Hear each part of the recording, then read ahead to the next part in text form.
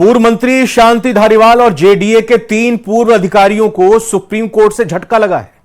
Supreme court के justice Suryakant और justice उज्जवल भुइयां की बेंच ने हाईकोर्ट के उन आदेशों को रद्द कर दिया है जिसमें एकल पट्टा मामले में आपराधिक कार्रवाई खत्म कर दी गई थी।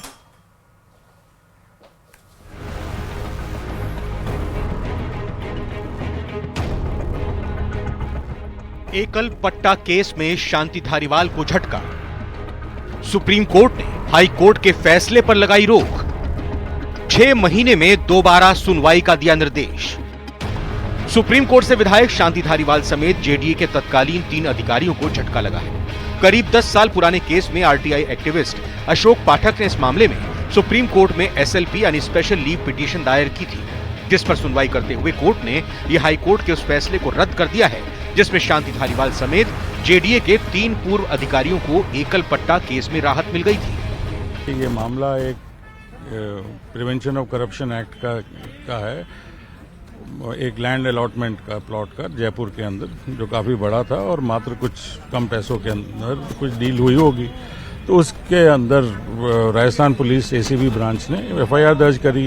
एफआईआर के बाद में इन्वेस्टिगेशन करने के बाद चार्जशीट्स फाइल हुई हैं और नॉर्मल कोर्स के अंदर केस चलता है। पेंडिंग जब ये ट्रायल कोर्ट में है तो सडनली पुलिस की तरफ से क्लोजर रिपोर्ट्स आने लग पड़ती हैं, विड्रॉल एप्लीकेशंस आने लग पड़ती हैं। तो इसमें पिटिशनर ने एक प्रोटेस्ट पिटीशन भी फाइल करी कि ये गलत प्रक्रिया है और इनके खिलाफ नहीं बल्कि और भी के खिलाफ इसमें जांच होनी चाहिए जो कि मंत्री और अलग अलग पद पे बैठे हैं। उसमें ऑर्डर में है कि 6 महीने के अंदर इस केस को, ये ऑर्डर तो अब कन्वे हो जाएगा। सुप्रीम कोर्ट ने हाई कोर्ट के 17 जनवरी 2023 और 15 नवंबर 2022 को दिए दोनों आदेश रद्द कर दिए हैं। दरअसल 17 जनवरी 2023 के आदेश से हाई कोर्ट ने तत्कालीन एसीएस जीएस संधू, डिप्टी सचिव निष्काम दिवाकर और जोन उपायुक्त ओंकार मल सैनी के खिलाफ आपराधिक कार्रवाई को बंद कर दिया था। दरअसल एकल पट्टा मामले में एसीबी की 3 क्लोजर रिपोर्ट को एसीबी कोर्ट ने खारिज कर दिया था। इतना ही नहीं, कुछ बिंदुओं पर डीआईजी स्तर के अधिकारी से जांच के निर्देश भी दिए थे, लेकिन तीनों ही क्लोजर रिपोर्ट में एसीबी ने एकल पट्टा प्रकरण में किसी भी तरह की अनियमितताएं नहीं पाई, जिसके बाद एसीबी ने हाईकोर्ट में अपील की, जहां से सभी आरोपियों को राहत मिल गई। क्वेश्चन ऑफ लॉ के ऊपर थे यहाँ पे कि जिस तरीके से ये एब्सर्डिटी हो रही है, तो हमने प्रोटेस्ट पिटीशन दिया। जिसके संज्ञान में ट्रायल कोर्ट में मैटर है वहाँ पे एप्लीकेशन पेंडिंग है। उन्होंने वहाँ पे एप्लीकेशन के अंदर इनकी विड्रॉल एप्लीकेशन जो रिजेक्ट करी उसके अंदर ये सारी चीजें बताई कि ये जो फंडामेंटल इन्वेस्टिगेशंस हैं वो आपने करी नहीं। उन्होंने फिर ऑब्जर्वेशंस भी पास करे हैं इन्वेस्टिगेटिंग ऑफिसर के खिलाफ, बट उसके बीच में इन्होंने क्वेश्चनिंग पिटीशन डाल दी कि हमारा समझौता हो गया है कंप्लेनेंट के साथ में। तो ये करप्शन के केसेस हैं, आप कंप्लेनेंट के साथ में समझौता करें, मतलब एक आप प्रक्रिया के साथ में खिलवाड़ है ये।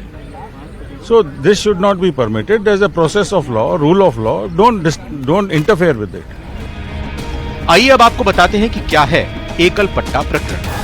29 जून 2011 को जयपुर विकास प्राधिकरण ने गणपति कंस्ट्रक्शन के प्रोप्राइटर शैलेंद्र गर्ग के नाम एकल पट्टा जारी किया था, जिसकी शिकायत परिवादी रामशरण सिंह ने 2013 में एसीबी में की।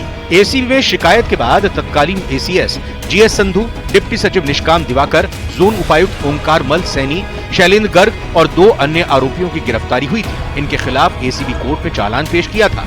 मामला बढ़ने पर विभाग ने 25 मई 2013 को एकल पट्टा निरस्त कर दिया था। एकल पट्टा प्रकरण में तत्कालीन वसुंधरा सरकार के समय 3 दिसंबर 2014 को एसीबी ने मामला दर्ज किया था। आरोपियों के खिलाफ चालान भी पेश किया था। उस समय तत्कालीन यूडीएच मंत्री शांति धारीवाल से भी पूछताछ की गई थी। प्रदेश में सरकार बदलते ही गहलोत सरकार में एसीबी ने मामले में 3 क्लोजर रिपोर्ट कोर्ट में पेश कर दी थी।